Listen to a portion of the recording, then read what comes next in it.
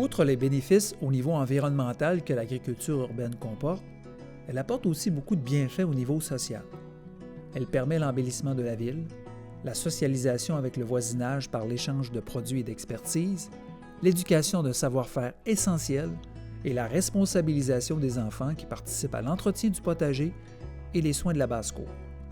Au niveau de la santé et du bien-être, les avantages du travail manuel quotidien d'un agriculteur urbain sont évidents. Je suis impressionné par ma voisine, Mme Madeleine, qui a plus de 80 ans s'occupe du potager de la résidence de personnes âgées où elle habite. Cette dernière a aussi été le mentor de ma fille, l'été où elle a occupé un emploi étudiant pour cette résidence. Elles ont pu ensemble expérimenter le jardinage intergénérationnel. Il ne faut pas oublier aussi le plaisir de récolter, de partager et de déguster des fruits et légumes savoureux. Même si ce n'est pas l'objectif principal d'une démarche en agriculture urbaine, celle-ci permet néanmoins d'augmenter notre autonomie alimentaire à petite échelle. Et cette autonomie augmente notre fierté. L'agriculture urbaine permet aussi de développer le plaisir de la connaissance, entre autres l'identification des insectes au jardin. Pour approfondir ce sujet et pour vous orienter dans les interventions à réaliser en cas de problème avec des insectes nuisibles, nous avons eu la chance de rencontrer l'entomologiste Robert Loisel, chercheur et chargé de cours retraité de l'UQAC. Ceux qui s'intéressent au jardinage, ils ont des devoirs à faire. Il faut qu'ils apprennent à reconnaître les principaux insectes utiles et nuisibles, parce qu'on a les deux. Alors, dans les utiles, vous avez évidemment tous les insectes pollinisateurs qui se regroupent. Et en même temps qu'ils sont pollinisateurs, pour certains, eh bien, ils peuvent être des prédateurs d'autres insectes.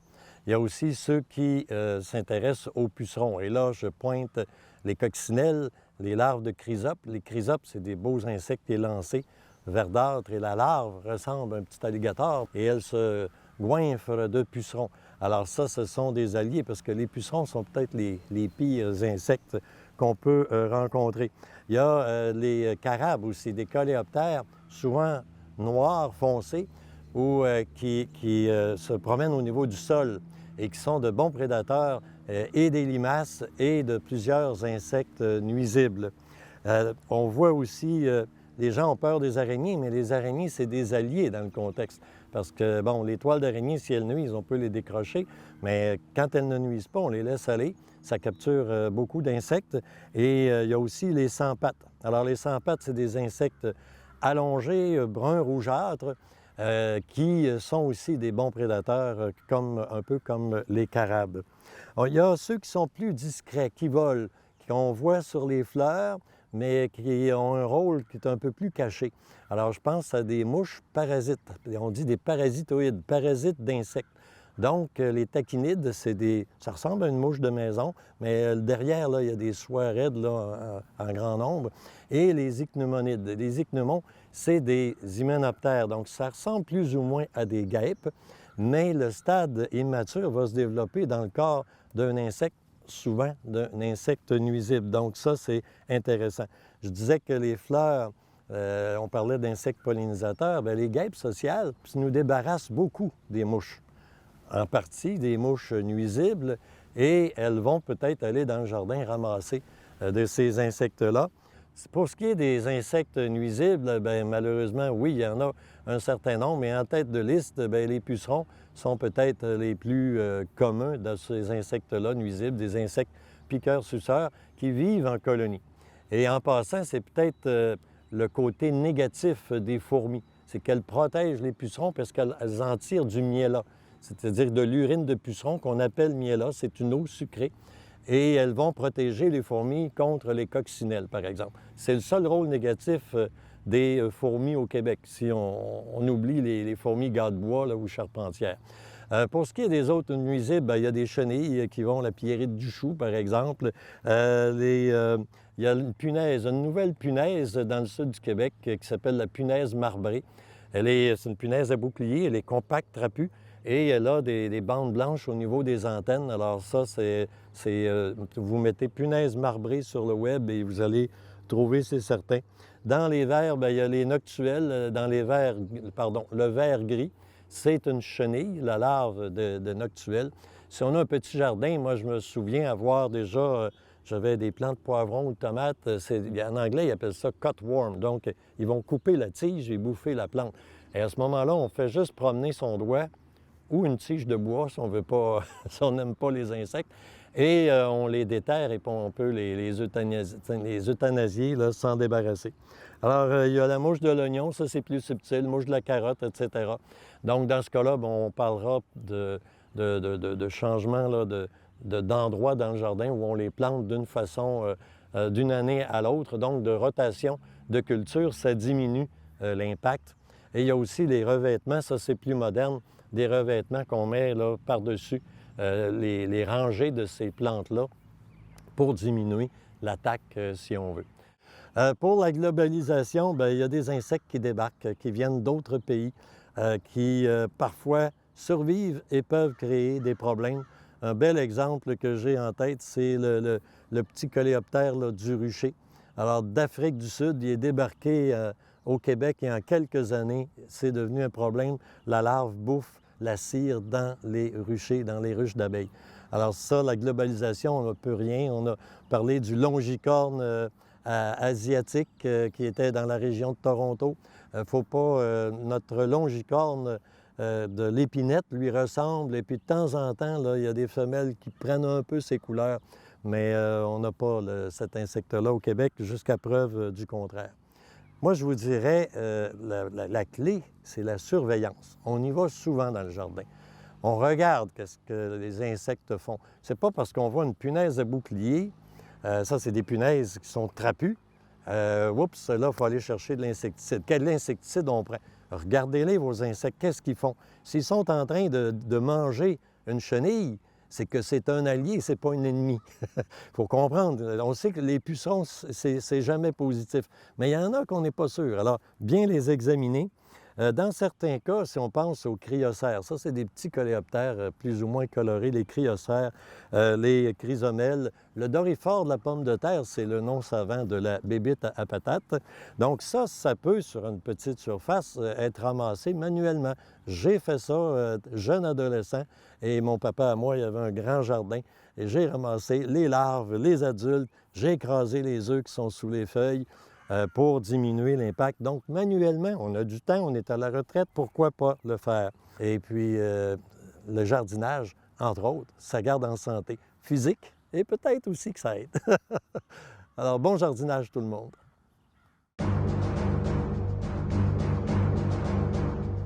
Situation. Ce matin, notre service de renseignement a constaté des mouvements de limaces et d'escargots près de la frontière avec nos voisins alliés. Des éclaireurs de notre régiment ont été envoyés ce matin et ont en effet constaté des dommages dans le feuillage de plants de légumes. Avec l'appui que nous avons eu, l'ennemi est actif depuis quelques jours et se déplace aisément avec l'humidité. Votre mission consistera à trouver l'ennemi et à l'anéantir avec des moyens écologiques. Exécution. Aucune arme chimique ne sera autorisée, car ce type d'arme pourrait aussi causer des dommages collatéraux à nos insectes alliés dans le potager. Et notre général Robert Loisel en serait fort déçu. Vous débuterez votre mission au crépuscule et opérez une bonne partie de la nuit. Administration et logistique. Votre arme sera un plat de plastique recyclé avec de l'eau savonneuse. En déposant les ennemis dans le contenant, ils seront détruits sur le champ. Vous aurez aussi des lampes frontales pour repérer l'ennemi. J'assumerai le commandement de cette opération. Si je meurs, Sergent Fritz, vous prendrez le commandement. Oui, lieutenant Dan! Le général Loisel compte sur le commando écolo pour réussir cette mission. J'ai confiance en chacun de vous. Avez-vous des questions? Non, lieutenant Dan! Bonne chance à vous tous. Commando écolo à vos postes!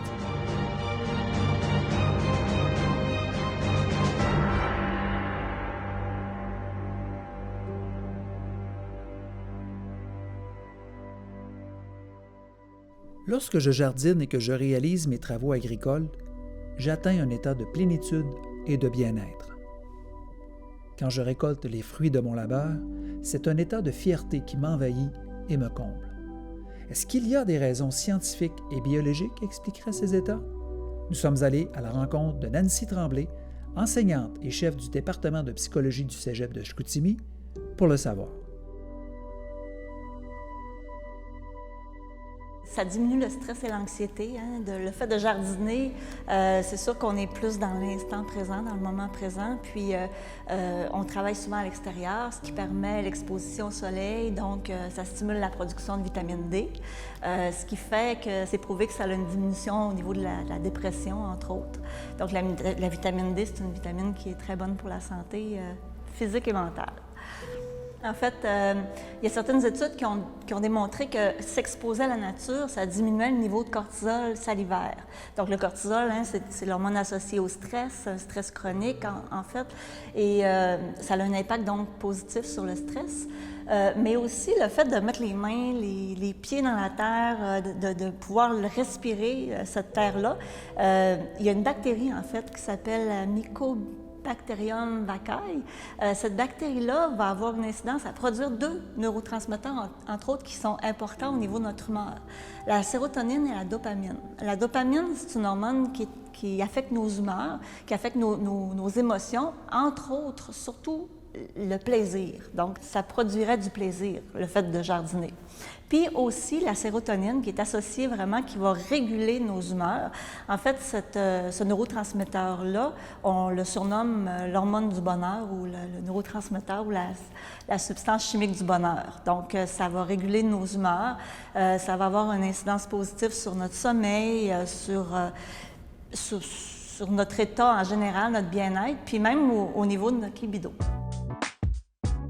Bien, la créativité, on l'associe souvent au domaine artistique, mais elle n'est pas que à ce niveau-là. La créativité, elle habite chacun de nous, mais pour certains, c'est un peu en dormance. Donc, la créativité, c'est l'espace mental dont je dispose pour, face à un problème, utiliser plusieurs solutions possibles. Et plus j'ai de solutions, plus je vais avoir des réactions, en fait, qui vont être adaptées et différentes, qui vont être plus flexibles. C'est ce qu'on appelle un peu la flexibilité psychologique, là, le fait d'avoir beaucoup de solutions. Et quand on jardine, on fait face à plusieurs difficultés, je dirais ça comme ça. Là. On pense à l'environnement, des fois aux insectes, aux mauvaises herbes. Donc, le fait de jardiner, bien, il faut aussi créer notre jardin, d'imaginer les espaces, d'imaginer les plantes qui vont avec d'autres plantes qui sont plus associées, si on veut. Bien, ça nous permet, si on veut, là, de laisser aller un peu notre créativité. On n'est pas souvent au présent. On est souvent dans la rumination du passé ou encore d'anticiper qu'est-ce qui va arriver dans le futur. Donc, le fait de jardiner, ça nous oblige, en fait, à observer, à penser à ce qu'on fait en ce moment présent. Ça nous oblige aussi à être respectueux des plantes. Chaque plante fait référence à une espèce qui lui est propre et qui demande des soins et qu'on respecte, en fait.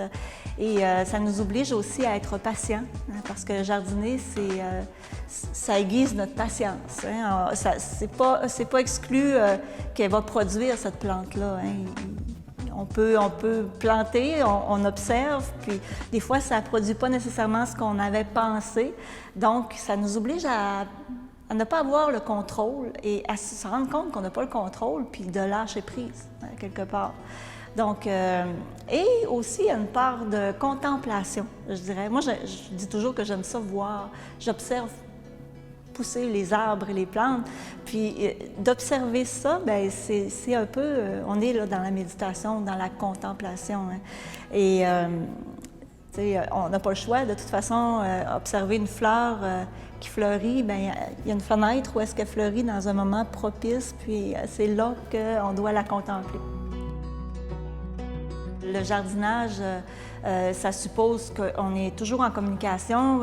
Ça crée, en fait, un bon voisinage, ça crée des communications. On a souvent à s'informer, à éduquer, à transmettre nos connaissances, certains trucs, certains conseils. Donc, on est toujours en communication, à échanger avec les autres.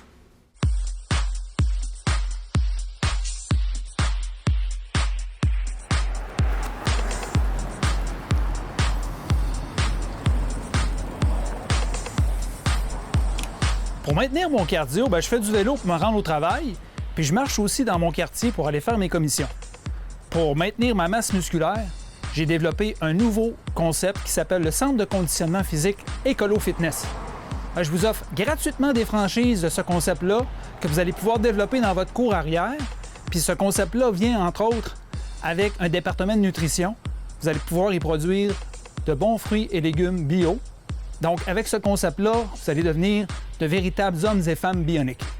Alors, suivez-moi dans mon centre Écolo Fitness. On va aller faire un petit peu de chest bras.